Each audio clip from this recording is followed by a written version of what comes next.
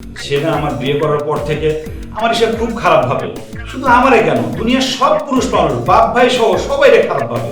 তুমি একটু বোঝাও না। আচ্ছা দুলা ভাই, বুঝায় বলবো। আপনি তো চিন্তা করেন না তো, আমি যেহেতু আয়েশা করছি। এই লুচ্চা বেড়া, আমার জীবন নষ্ট করে তোর মন ধরে নাই? এখন দেখে আমার বান্ধবীর জীবন নষ্ট করা শুরু করছস? হাই রে, আমি তো ভাবতাম তুই খারাপ, তোর চরিত্র খারাপ। এখন তো দেখি তুই তার চেয়ে আরো বেশি জঘন্য। দাঁড়া, আজকে আমি তোর চরিত্র যে খারাপ সে সবাইরে বলে দিব। দোস্ত, তুই যা ভাবতেছিস আসলে তা না ঘটনাটা। চুপ, কোনো কথা বলবি না তুই। তুই এখন আসছিস কেন? আমার যখন সর্বনাশ হয়েছিল তখন তুই কোথায় ছিলি? এখন আসছিস কেন? হ্যাঁ, তোমার আবার সর্বনাশ হলো কবে? সর্বনাশ যা হওয়ার সেটা তো আমার হয়েছে।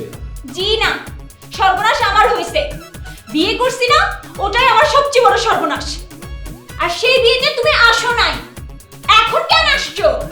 তুই ভুল বুঝতেছিস দোস্ত, আর তুই কিন্তু আমাকে অপমান করতেছিস। অপমানের কি দেখছস তুই? তুই দাঁড়া, আমি এখনই সবাইরে ডাকতেছি। তোদের দুইজনের হাতে নাতে আমি খারাপ কাজ করা অবস্থায় ধরে ফেলছি। এখন আমি সবারই তা জানাবো। দাঁড়া।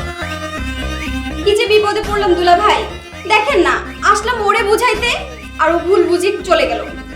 তার আগে বলো, ও তোমার বান্ধবী হলো কেমন? ও তো আধা পাগল না, পুরাই পাগল। বৌমা, জি বাজারে যাব, কি কি লাগবে লিস্ট দাও, আমি আর মতিন বাজারটা করে নিয়ে আসি। না আব্বা, আমি যাব না, তুমি বাজারে যাও। যাবি না কেন? তোমার বৌমার সাথে আমার কিছু কথা আছে।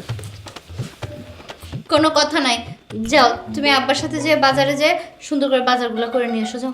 আব্বা, আব্বা সর্বনাশ হয়ে গেছে। কি সর্বনাশ হয়েছে? আব্বা আমি ঘরে যাই। ভাইজান দাঁড়াও, আমার কথা শুনে তারপর তুমি ঘরে যাইবা। তোর কোনো কথা শোনার আমার ইচ্ছা নেই। আলতা, রুমে চলো। এই ভাবি, না তুমি যাইবা না, সর্বনাশ হয়ে গেছে ভাবি। আচ্ছা ঠিক আছে, কেউ যাবে না। বলতো তোর কি সর্বনাশ হয়ে গেছে? আমি তোমারে কইছিলাম না বাবা, তুমি যার সাথে আমার বিয়ে দিছো সে একটা চরিত্রহীন লোক। তুমি তো আমার কথা বিশ্বাস করো না। এখন চলো ঘরে গিয়ে দেখবা সে আমার বান্ধবীর লগে কি করতেছে। কি করছে? কি করছে মানে? সে আমার বান্ধবীর হাত ধরছে। আমার বান্ধবীর হাত ধরছে মানে আমার বান্ধবী প্রেগন্যান্ট হয়ে গেছে না? আব্বা আমি একটু কথা আছে। বৌমা, আমি বাজারে গেলাম। কিসের বাজারে যাবা বাবা? আগে তুমি ওই শয়তান মেয়েটার বিচার করবা। তুমি আমার কথা বিশ্বাস করতেছো না? তুমি আমার সাথে চলো, রুমে গিয়ে দেখবা সে আমার বান্ধবীর লগে কি কি করতেছে। এই, দয়া করে চুপ করে বসতো। তুই কি আর বড় হবি না? কি কও তুমি বাবা? তুমি আমারে বিয়ে দিয়ে দিছো না, আমি তো বড়ই। আবার কি কও যে বড় হইতে হইব?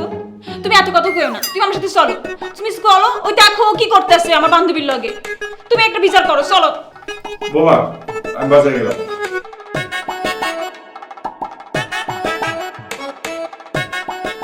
ঋতু, তুই এখন এখান থেকে যা। তোর বান্ধবী আর তোর স্বামী এক ঘরে বসে কথা কইতেছে, তুই এখানে দাঁড়ায় কি করতেছিস? যা তো যা।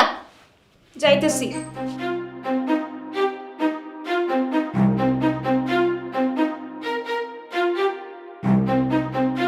ছি ছি ছি, সবার সামনে চিৎকার করে আজে বাজে কথা বলতিছে। এসব কথা জানাজানি হলে তো আমার বিয়ে হবে না। তুমি এত ভাইবো না তো। তোমার যদি বিয়ে না হয় তাহলে আমি তোমারে বিয়ে করবো। দুলা ভাই, মজা করেন না তো, এই সিচুয়েশনে মজা ভাল লাগতেছে না।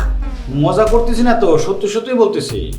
আর তুমি এইটুকুতেই কাহিল হয়ে গেছো, তাহলে বিয়ের পর থেকে আমার উপর দিয়ে যা যা যাচ্ছে তা আমার কি অবস্থা সেটা ভাবো একবার। দুলা ভাই, আমাকে এখান থেকে যাওয়ার একটু ব্যবস্থা করে দেন না। কাকা সোফায় বসে আছে, তার সামনে দিয়ে যেতে আমার খুবই লজ্জা লাগছে। প্লিজ দুলা ভাই। বাহ বাহ বাহ, কি চমৎকার দৃশ্য! এখনো আপনাদের হাত ধরাধরি চলতেছে।